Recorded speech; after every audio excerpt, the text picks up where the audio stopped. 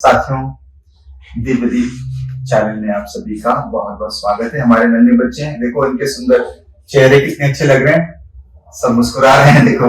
और ईश्वर की कृपाएं हैं इन बच्चों के साथ में, हम सबके साथ में। और आज हम उत्पत्ति ग्रंथ के अध्याय 31 को पढ़ेंगे, है ना। और याकूब को मालूम हुआ कि लाबान के पुत्र कहते हैं, याकूब ने हमारे पिता का सब कुछ ले लिया है और हमारे पिता के धन से ही उसने अपनी सारी संपत्ति पाई है। याकूब को लाबान के पुत्र के रूप से मालूम पड़ा कि अब हम दोनों का संबंध पहले जैसा नहीं है ना। किसका संबंध? याकूब का और लाबान का। प्रभु ने याकूब से कहा, तुम अपने पुरखों के देश में, कौन से देश में? पुरखों के देश में अपने कुटुंबियों के पास लौटाओ। क्या लौटो? कुटुंबियों के पास लौटाओ और मैं तुम्हारे साथ रहूंगा। ईश्वर कह रहा है, याकूब से क्या कह रहा है? कि मैं तुम्हारे साथ रहूंगा। इसलिए याकूब ने राहेल और लिया को खेत में जहां उनके झुंड थे बुलवाया और उनसे कहा, मुझे तुम्हारे पिता के रूप से मालूम पड़ता है कि अब हम दोनों का संबंध पहले की तरह नहीं है ना, परंतु मेरे पिता का ईश्वर मेरे साथ है। तुम लोग खुद जानती हो कि मैंने अपनी पूरी शक्ति से तुम्हारे पिता की सेवा की। कौन था उनका पिता?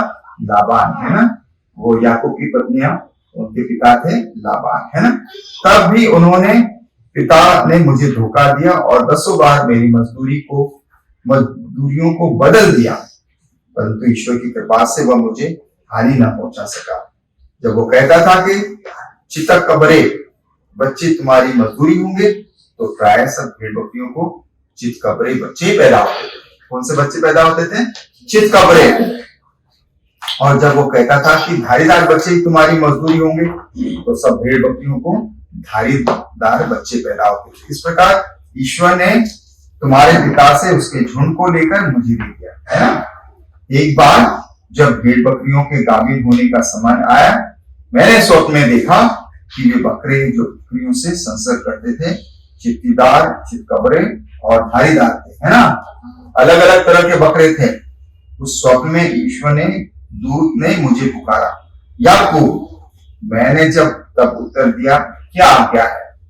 तो उसने कहा, आंखें उठाकर देखो कि वे सभी बकरे जो बकरियों से संसर्ग कर रहे हैं, चित्तीदार, चितकबरे या धारीदार, और लाबान तुम्हारे साथ जो कुछ कर रहा था वो सब मैंने देख लिया है। किसने देखा है? ईश्वर ने। जो लाबान था ना, और याकूब का वो ससुर था, वो अच्छा व्यवहार नहीं कर रहा था और ईश्वर ने उसके दुर्व्यवहार को देखा है। तो ईश्वर कह रहा है, मैं वही ईश्वर हूं जिसने तुमको बेतेल में दर्शन दिए थे, जहां तुमने एक पत्थर तीर डालकर प्रतिष्ठित किया था और मेरी मन्नत मानी थी। अब उठो, इस देश से निकलकर अपनी मातृभूमि को लौटाओ। कहां लौटाओ? मातृभूमि को। राहेल और लिया ने कहते हुए उत्तर दिया, हमें तो अपने पिता के यहाँ की संपत्ति का कोई भाग विरासत के रूप में मिलेगा नहीं। वो हमें पराया समझते हैं, उन्होंने तो हमें बेच दिया है और हमारे मूल्यों के रूप में जो कुछ मिला उन्होंने उसे स्वयं खर्च किया। और सारी संपत्ति जिसे ईश्वर ने हमारे पिता से ले ली है, हमारी और हमारे बच्चों की। इसलिए अब जैसा ईश्वर ने तुमसे कहा है वैसा ही करो। तो क्या कह रहे हैं याकूब की पत्नियां याकूब से? कि जैसा ईश्वर ने कहा है वैसा ही करो।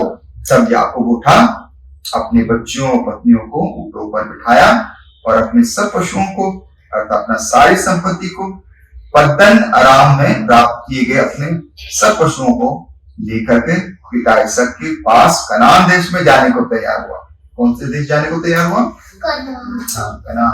अपने पूर्वजों का देश कौन सा था? कनान।